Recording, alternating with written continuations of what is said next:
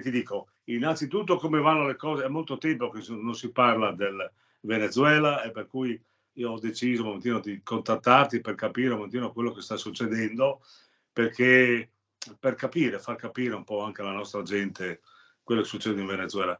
È sparito un po' dai radar, no? Il Venezuela, non se ne parla più a livello internazionale.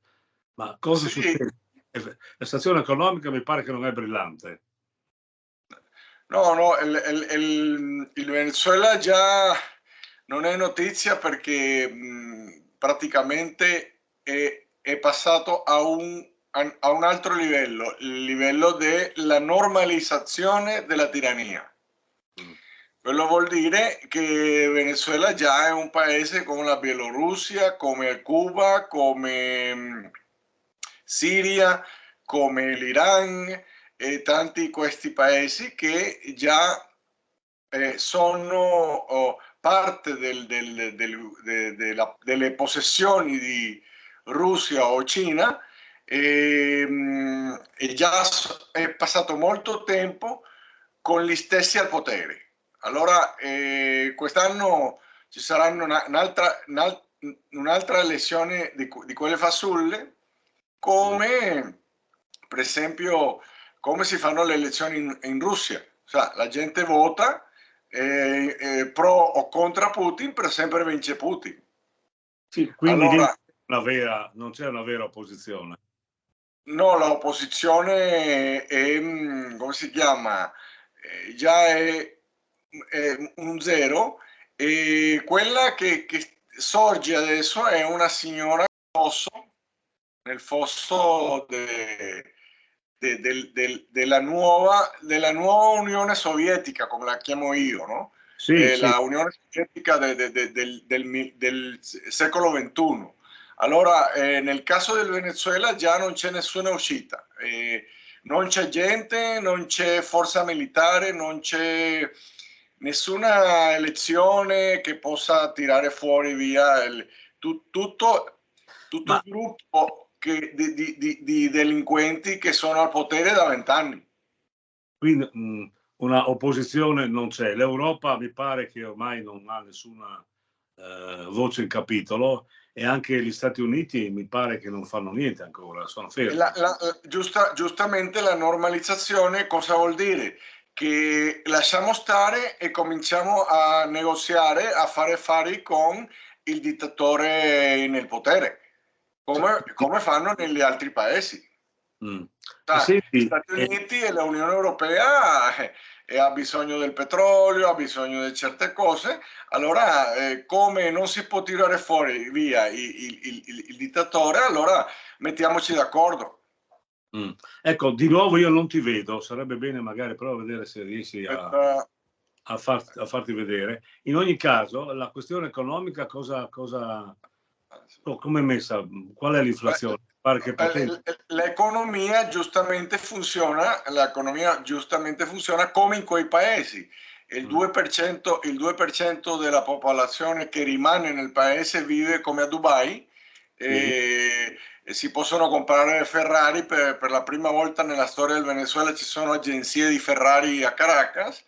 Ci sono zone dove praticamente ti senti di stare a Dubai, però il resto del paese e l'80% della popolazione che rimane in Venezuela, che è molto poca, si deve arrangiare come può, deve fare le file per mettere benzina, non ha soldi ha soldi per il minimo e necessario. Possono andare a spasso a un centro commerciale, però vanno a spasso, non comprano. Le vendite sono pochissime. Io il fatturato della mia azienda l'anno scorso è stato praticamente nullo.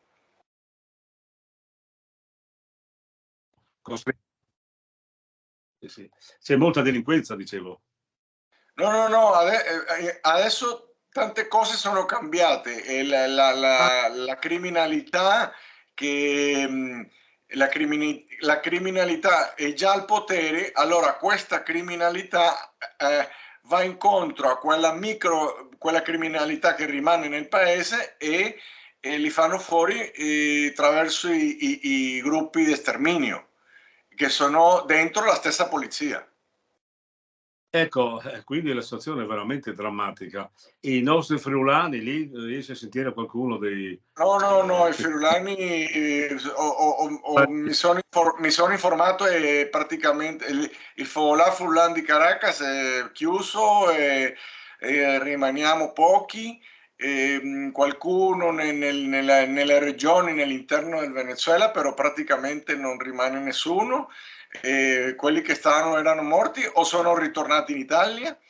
Però qua la gente, il punto è che qua la gente sta scappando, sono milioni di venezuelani che sono andati dappertutto, per la prima volta nella storia del Venezuela.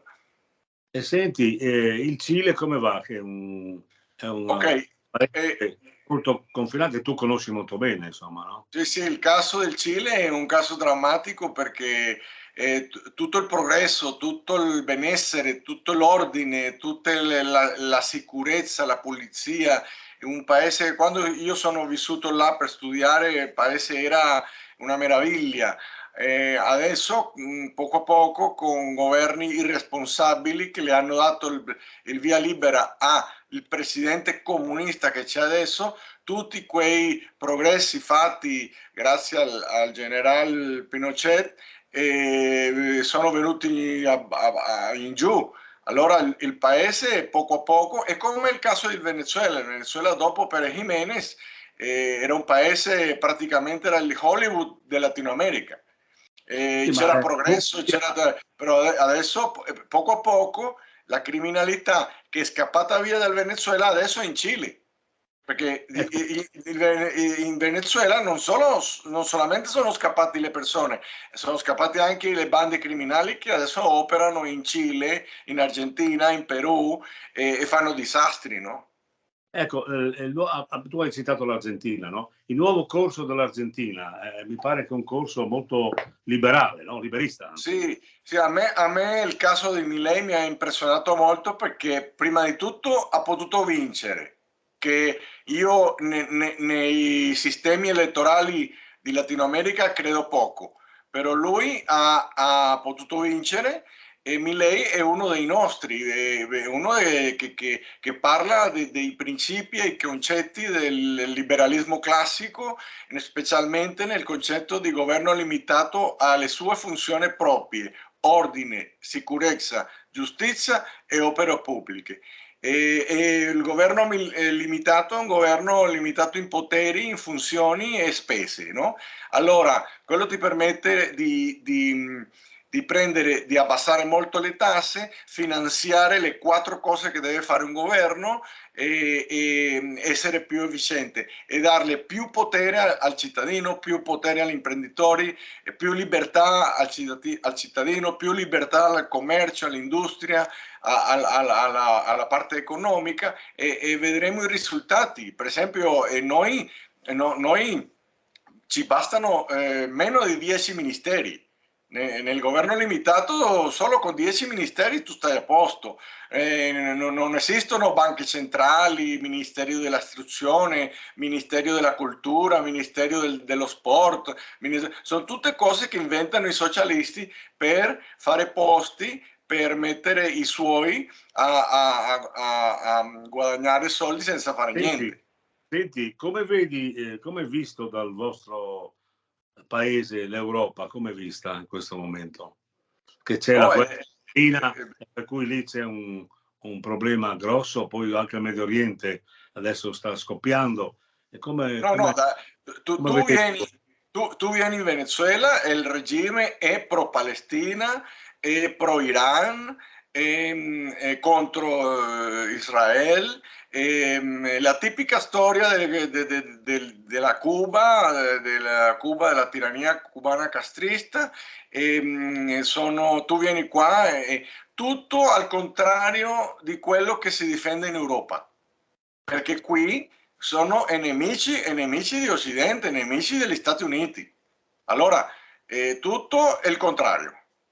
Senti, Marcos, io direi questo, noi potremmo sentirci una volta ogni tanto, così per fare un check-up di quello che succede in America Latina. Intanto io ti saluto, ti ringrazio per questi minuti che mi hai dedicato e naturalmente alla prossima e naturalmente sempre con un saluto da Friuli. Saluto tutti e speriamo che la situazione economica di questo anno mi permetta mettere un po' i soldi da parte e poter fare una visita ai miei parenti che da molto che non li visito. Bene, ciao Marco. Ciao, ciao, grazie Enzo, ciao.